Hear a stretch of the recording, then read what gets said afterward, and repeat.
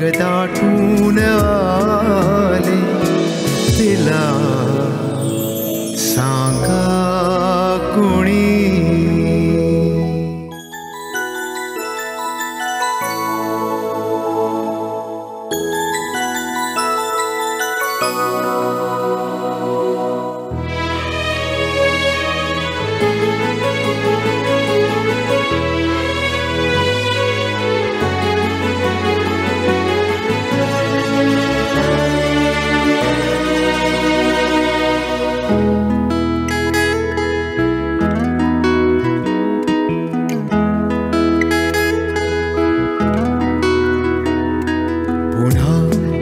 दाटून आले तिला सांगा कुणी. पुन्हा ढग दाटून आले तिला सांगा कुणी.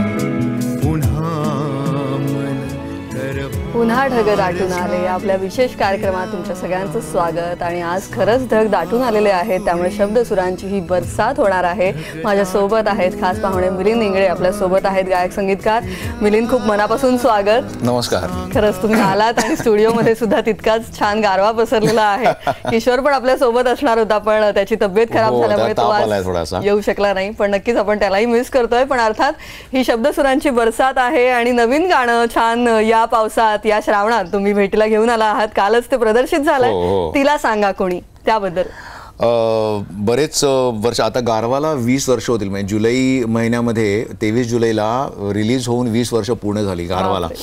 आणि अजूनही लोकांना तो आवडतो, लोक अजून त्याची फरमाईश करतात. पण प्रत्येक वेळेला असं नेहमी वाटायचं की खूप लोक म्हणायची की गारवानंतर तुम्ही अजून काही पाऊस गाणी अजून का नाही केली दुसरी. अगदी. तर मला वाटतं की तेच परत काय करायचं म्हणून मी बरेच वर्ष केली नाही. पण मग मागच्या वर्षी वाटलं की नाही, काही गाणी छान जर गाणं सुचलं तर डेफिनेटली करावं. आणि म्हणून सौमित्रने काही 2-3 गाणी पावसाची लिहिली, परत मी त्याला कंपोज केली. मग मऊ ढगांचा कापूस म्हणून आम्ही मागच्या वर्षी गाणं रिलीज केलं.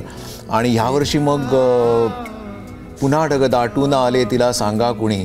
पुन्हा मन गर्भार झाले तिला सांगा कुणी.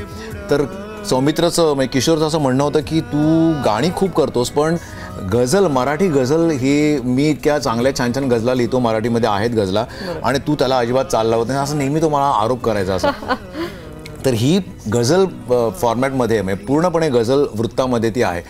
तर मी म्हटलं की बघ, तू म्हणत होतास ना, तर मी हे केलंय ते गाणं. आणि त्यालाही ते खूप आवडलं, चाल खूप त्याला आवडली. आणि तो म्हणला नाही नाही मस्त मस्त. आणि म्हणून मग यावर्षी मला असं वाटलं की आपण हे गाणं शूट करावं. इतकं सुंदर, लोकांना आवडतंय गाणं. ते शूट इतकं छान झालंय, मी व्हिडिओ पाहतो. हो, आम्ही ते खास इगतपुरीला जाऊन, एक ड्रमस्टिक रिसॉर्ट म्हणून आहे, तिथे जाऊन त्याच्या आजूबाजूचा परिसर असा सगळं आम्ही इतकी मस्त मजा केली. आणि खूप मीरा जोशी जी ब्रेकअप तुझं माझं ब्रेकअप मध्ये, हां त्याच्यामध्ये, आणि त्यात गंमत म्हणजे तिचा व्हॅम्पिश रोल आहे. आणि इथे तिला आता जरा वेगळा रोमॅन्टिक अंदाज तिला करायला मिळणार आहे. तर तिने पण खूप छान, स्वतः ती चांगली डान्सर पण आहे, त्याच्यामुळे ते तिला मला एक ॲडव्हान्टेज होतं की तिची मधल्या एका म्युझिकमध्ये कोरिओग्राफ तिने खूप छान केलं, डान्स एक पीस तिने केला आहे. आणि खूप मजा आली नवीन गाणं करताना.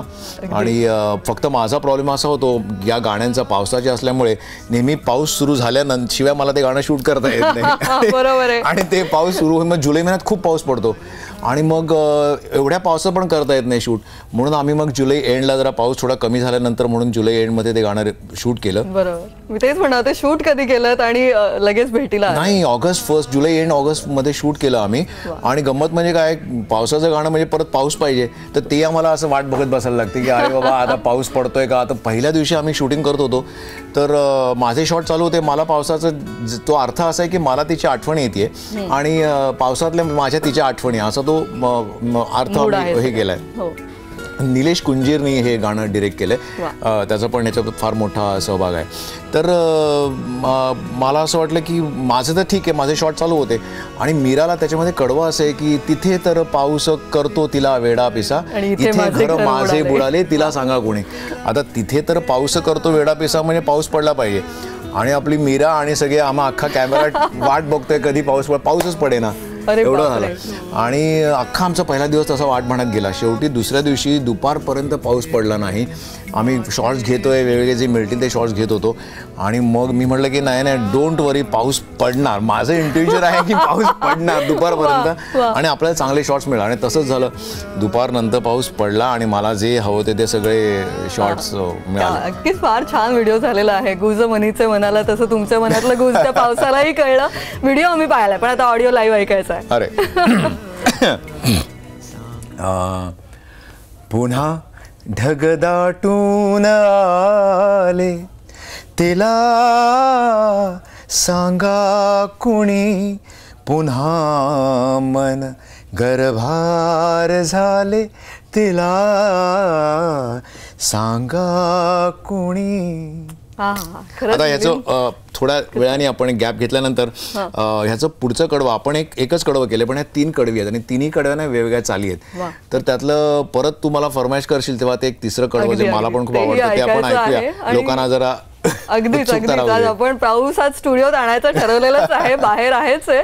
आणि मिलिंद, खरं तर हा 20 वर्षांचा गारवा असं म्हणायला हवं. तो आजही आम्ही, मला आठवतं की 20 वर्षांपूर्वी सुद्धा ते कॅसेट लावून घरात गाणी ऐकणं, गारवा ऐकणं आणि मोठ्यांदी ऐकणं किंवा कारमध्ये ऐकणं, ही एक खरं तर एक चैन होती तेव्हाची. आणि तुम्ही हा सगळा बदल सुद्धा पाहत आला आहात. टेक्नॉलॉजिकल जे आता बदलत चाललेलं आहे संगीत क्षेत्रात, तेही तुम्ही पाहिलेत. म्हणजे ती लोकप्रियता आहेच, पण सोबतील आहे बदलही तुम्ही तितकेच अनुभवलेत आणि तुम्ही काळाच्या सोबत आहात.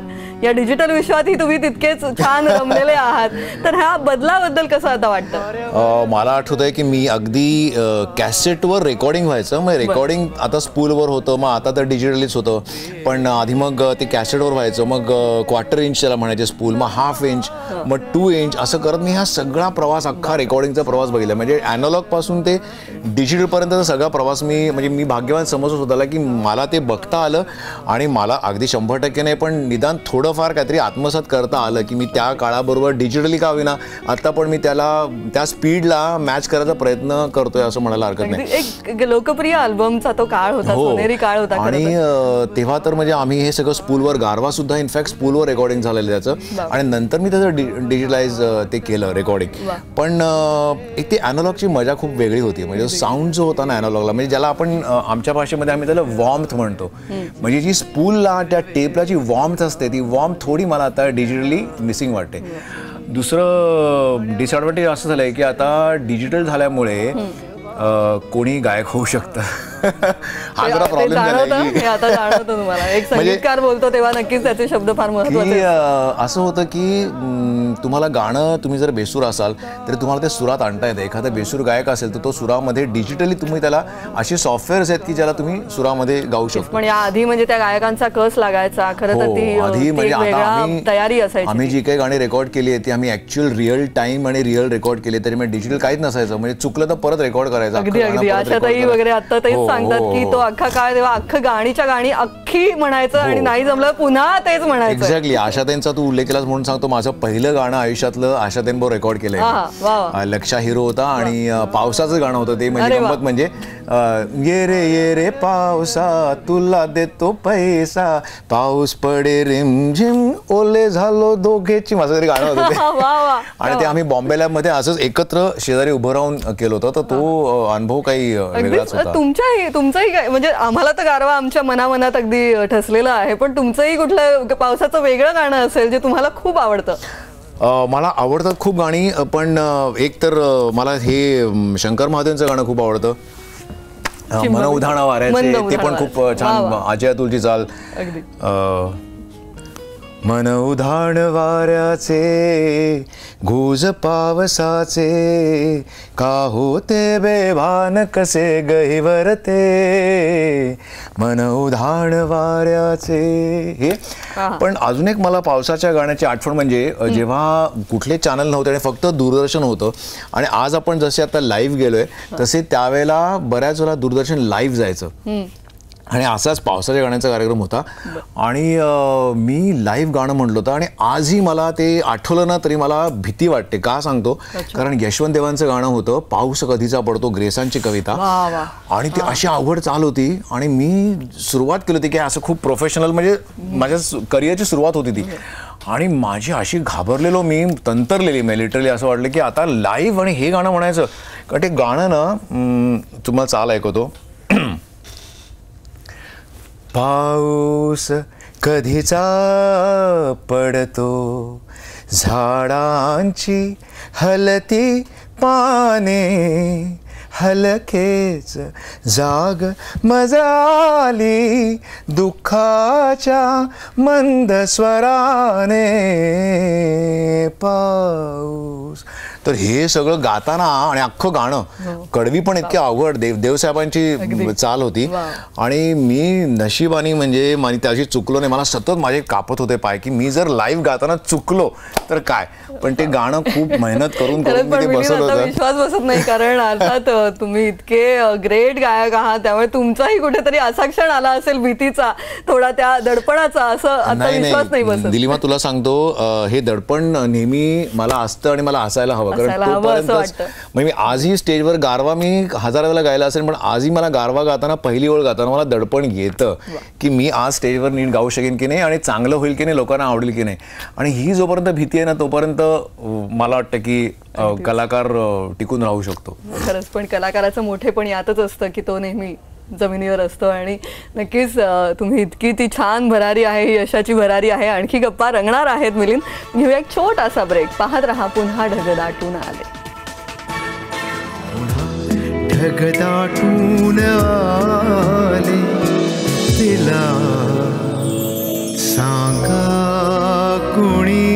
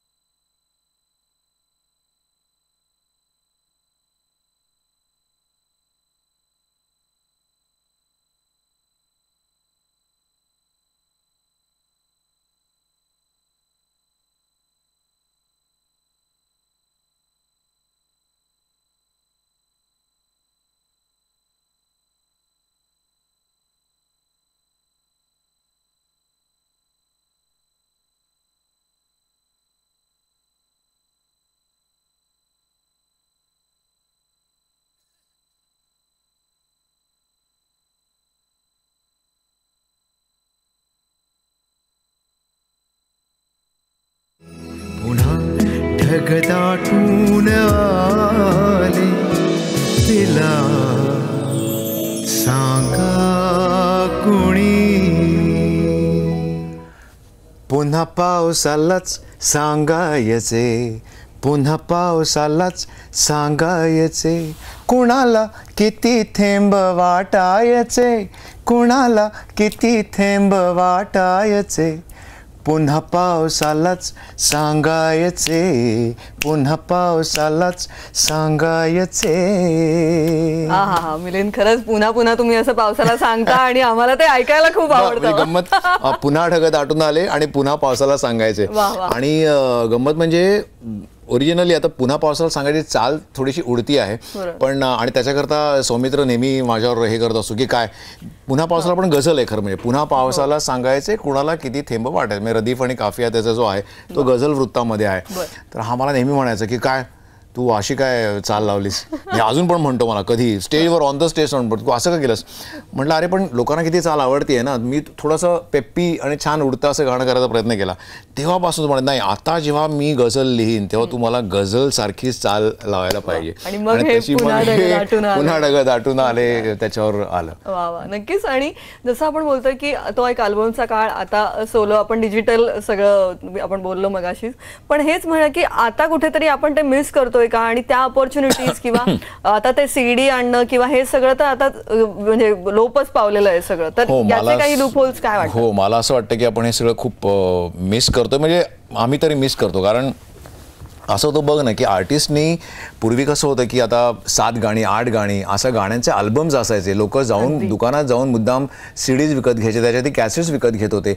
आणि मला आठवतंय गारवाची 300 रुपयाला सीडी होती त्याला, पण त्या 8 लाखाच्या वर सीडीज त्यावेळेला आम्ही विकल्या. असं असताना आता हळूहळू सीडीज लोकांच्याकडे सीडी प्लेयरच नाही उरलेत. कारण MP3 आणि पायरसी ह्याच्यामुळे इतकं माझ्या मते आर्टिस्टचं बऱ्यापैकी नुकसान झालं. म्हणजे त्याच्यामुळे म्युझिक कंपनीज कोणी आर्टिस्टचे अल्बम्स करायला तयार होत नाहीत. आता अल्बम्स खूपच कमी निघतात. आणि कुठेतरी दुसरीकडे आपण हा जो एक नवा एक वेगळाच लाट जी आलेली आहे ती म्हणजे कव्हर व्हर्जन. आता म्हणजे काय नवीन संगीतकारांनी अनेक नवीन संगीतकारांनी असं म्हणलंय की हे संगीतकाराचं मरण आहे. तुम्हाला काय वाटतं. कारण जुनीच गाणी पुन्हा पुन्हा तशीच ती कव्हर मध्ये ऐकणं ती कुठेतरी पूर्ण त्याचं पार चोळामोळा करून झालेली असतात खरं तर आता. आणि प्रत्येक पिक्चर मध्ये हे गाणं आहे त्याबद्दल तुम्हाला काय वाटतं. नाही त्याचं ना ऍडव्हान्टेज आणि डिसएडव्हान्टेज दोन्ही आहेत. एक लक्षात घे की आत्ताच्या नवीन पिढीला ती जुनी गाणीच आवडतायत आणि ती जुनी गाणीच करावीशी वाटतात. यातच त्या जुन्या गाण्यांचं आणि जुन्या संगीतकारांचं आणि कवींचं यश आहे. नक्की जुन्या संगीतकारांचं यश आहेच, पण कुठेतरी नवीन संगीतकारांवर होणारा अन्यायही आहे का असं काही वाटत नाही. नवीन संगीतकारांना अन्याय वाटत नाही मला हेच वाटतं की त्याचं जे फॉर्म जो आता करतायत ना मॉडर्न फॉर्म तो चांगल्या तऱ्हेने करावा, त्याची तोडफोड करू नये. कारण लता दीदींनी मध्ये ट्विट केलं होतं की त्यांनी ती नापसंती सुद्धा व्यक्त केली होती. कारण आता काय होतं ऑब्व्हियसली बघ जसा काळ बदलतो तुमचं म्युझिक ट्रेंड बदलतो, तुमचे इन्स्ट्रुमेंट बदलतात. पूर्वी सगळं अकॉस्टिक व्हायचं, आज इलेक्ट्रॉनिक आलंय. पण इलेक्ट्रॉनिक सुद्धा आपण चांगल्या तऱ्हेने उपयोग केलाय. पंचमदानी इलेक्ट्रॉनिक काय नाही वापरलं, भरपूर वापरलं, पण आज त्यांची गाणी आजही आपण त्यांचीच गाणी मॅक्झिमम कव्हर व्हर्जन्स होत आहेत. पंचमदा आणि यांचीच गाणी होतात ना जास्त.